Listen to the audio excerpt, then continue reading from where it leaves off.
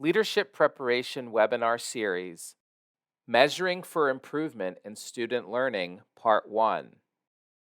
The Office of Leadership Development and School Improvement is comprised of an executive director reporting to the assistant state superintendent, coordinators for school improvement, academic improvement, and leadership development, as well as leadership specialists.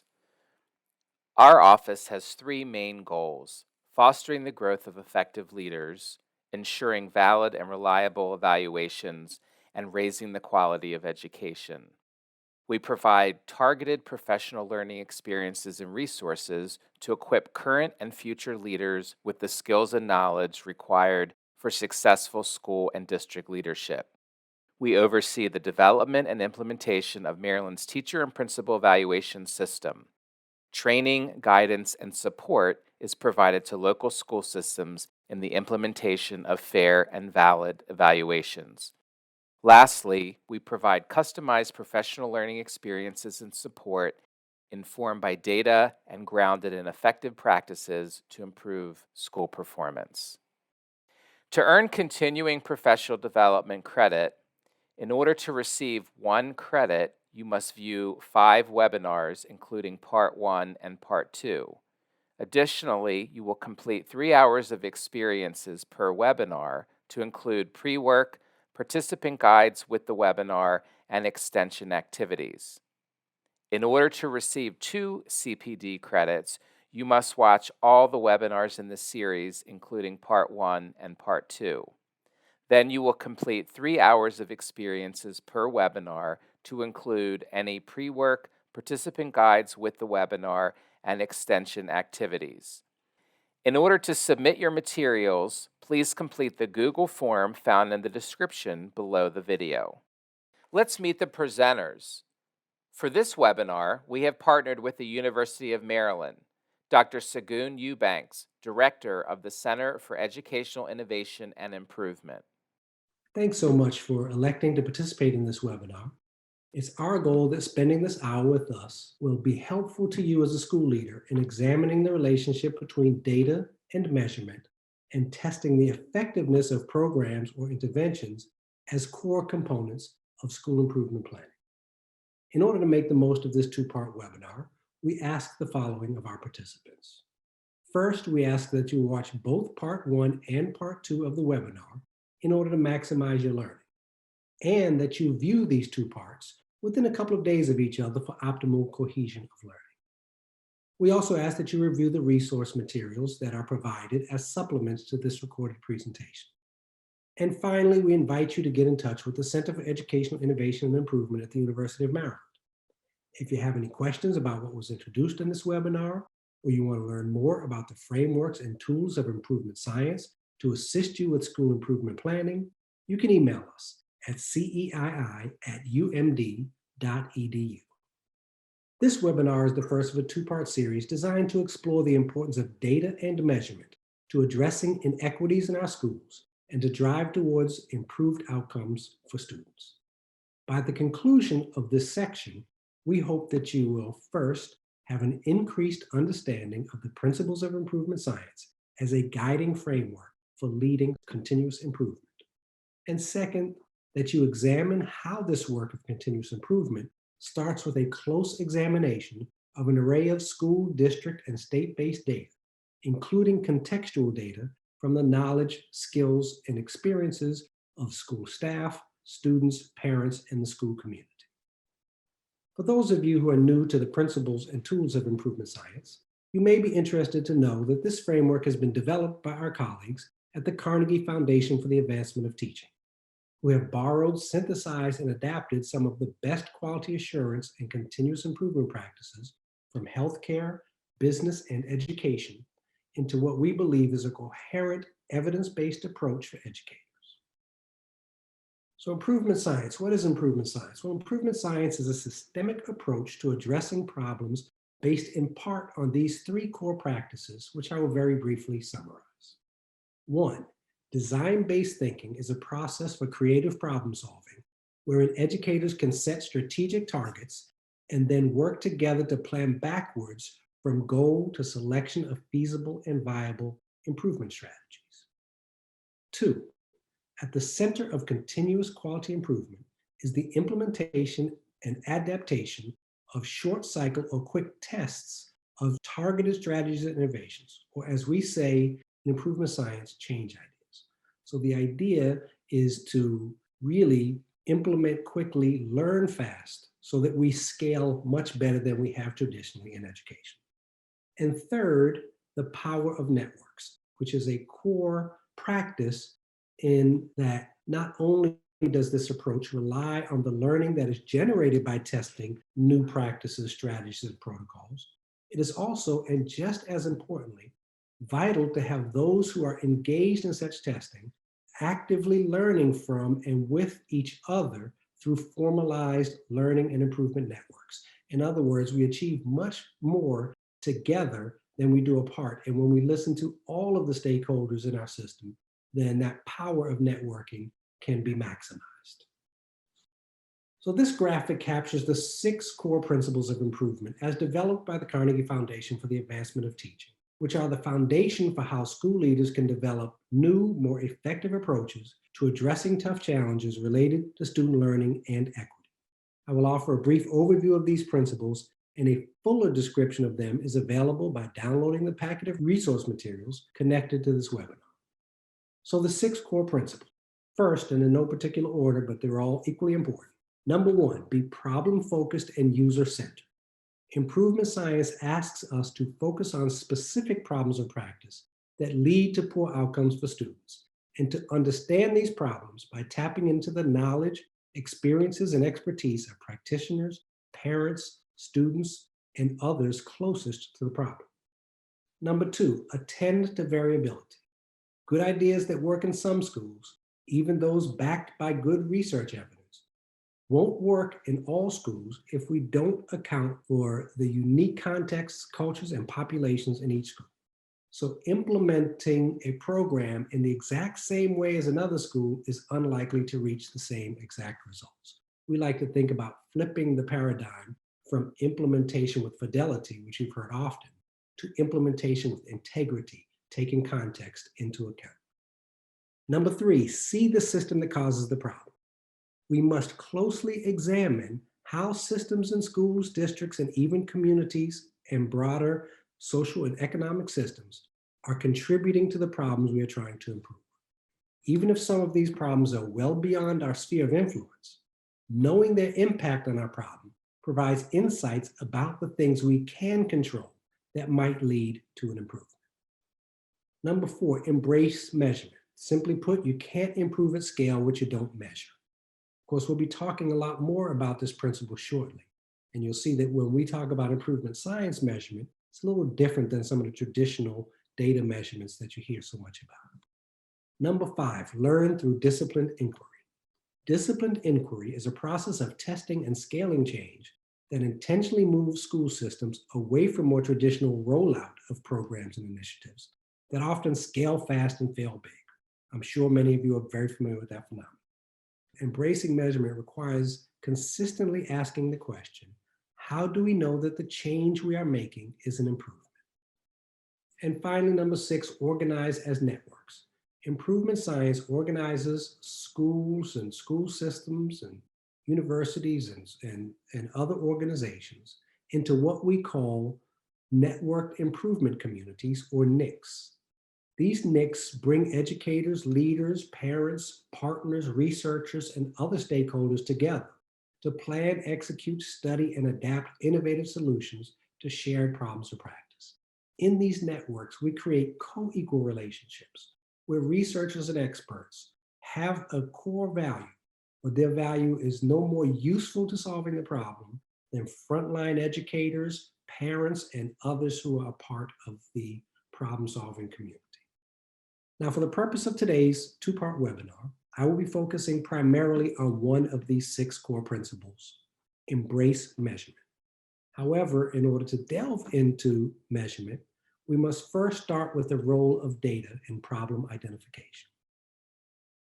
Now, since the implementation of No Child Left Behind and the more recent adoption of the Every Student Succeeds Act, The success of schools and districts is gauged, at least in part, and often primarily, by the results of statewide assessments for students in grades 3 through 12.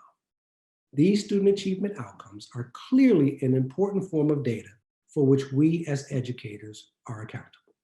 However, in order to work to help increase student achievement outcomes, I'll talk today about a different way of thinking about and organizing around data. Data for school improvement includes a broader array of indicators than just end of the year standardized assessment results and can capture a fuller picture of both what's working in your school as well as the gap areas and the student groups who need additional support and new strategies and innovations to meet the learning standards we've set. So, what is data? We've heard a lot about it. The textbook definition: facts and statistics collected together for reference or analysis.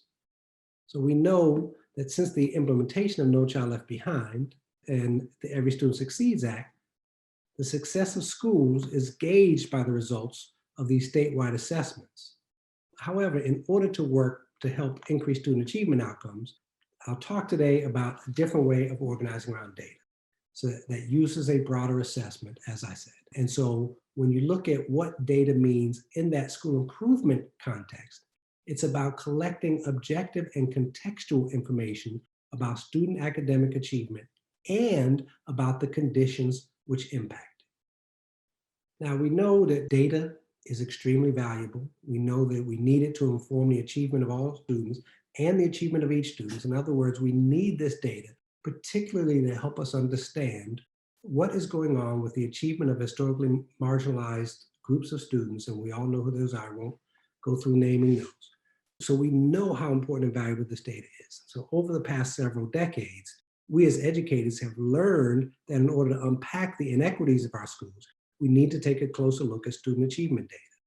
This form of data analysis can help us identify the gaps in student learning and the persistent differences in student performance, particularly student performances among, again, those students who we've traditionally not served to the highest level that we can and we know we must in our public education system. Now, in this graphic, data serves as the foundation for informed decision-making and action. But as you see, it's the foundation, and that foundation alone will not get us to where we need to go. So in order for data to be utilized effectively for informed decision-making and action, our interrogation of data must move from a review of individual facts and figures into a deeper level synthesis of what that data means in terms of the context and conditions of student learning. For while student achievement data does provide a snapshot of how students are performing each year against the standards, in order to determine the cause of the disparities in student achievement outcomes, we have to ask more questions of the data for which we're accountable. By applying context and meaning to the data, we can develop the insight we need to truly help our students improve. So moving up this ladder by adding context to our data to give us information, by adding meaning to our information to develop knowledge, and by developing insight in that knowledge to develop wisdom. It's with that wisdom that we can design change ideas that can truly lead to meaningful improvement. So we know one way to better inform our understanding of student achievement outcomes in our schools, and in particular any notable inequities, is to compare these results with other sources of data. We recommend that educators can also do additional and supplemental investigation of other indicators of student engagement and learning in order to have a fuller picture of how students are faring and progressing in your schools. These additional sources and types of data can include grade and classroom assessments such as unit test results and grades and report cards, other interim assessments which many of your schools use on a regular basis, school community data such as the annual Maryland School Survey results, attendance or student discipline data, and other non-academic data including staffing and course enrollment. So these types of data kind of can combine to tell a richer story about what is going on in our schools. Of course, we all understand that analyzing student achievement data in order to better understand what can be revealed about gaps requires us to spend time disaggregating how a range of student groups perform in comparison to each other and the standard. This student group analysis can include ELL students, students with IEPs, students who qualify for free and reduced lunch, students enrolled in gifted and talented, students in particular grade levels or grade bands, student gender, male versus female students, race and ethnicity. So we know that list. But we know it's also helpful to examine more closely the components or domains of the state assessment results, such as in ELA and math, to track how students performed in the specific subdomains of writing, vocabulary, informational text versus literary text for ELA, for example, reasoning versus application for mathematics, for example. So in the example we provide in this slide, we want to discuss what could happen if you move too quickly from that surface level data to implementation of a change idea. So if we looked at that first line, we know that we look at the state results and we see that our English language learners are not doing well. And we need our English language learners. A low percentage of them are achieving proficiency in math, and we want to do something about it. So we might think to try an evidence-based intervention, such as home visits, to help these students. Home visits are a well-documented and effective strategy. Yet, if we do a deeper analysis, we might find something like the most significant gap is in mathematical reasoning. And while home visits may be a great strategy generally, it may not be the best strategy for helping to increase students' mathematical reasoning skills. Instead, we might want to consider a strategy more directly connected to the core of the problem, say by introducing parent and student reasoning games that families can work on together at home. Again, both great ideas. One very specifically focused on a specific problem that we're trying to address. Here are a couple of other examples of what can be learned through the analysis of supplemental and disaggregated data. These two examples on this slide are taken from an actual Maryland middle school using the United States Department of Education's civil rights data collection. The first graphic represents the enrollment of students in gifted and talented courses as broken down by race. The second graphic describes and shows the enrollment of students in 8th grade Algebra 1 by race. In both cases, you might analyze how this data compares to the enrollment in your schools.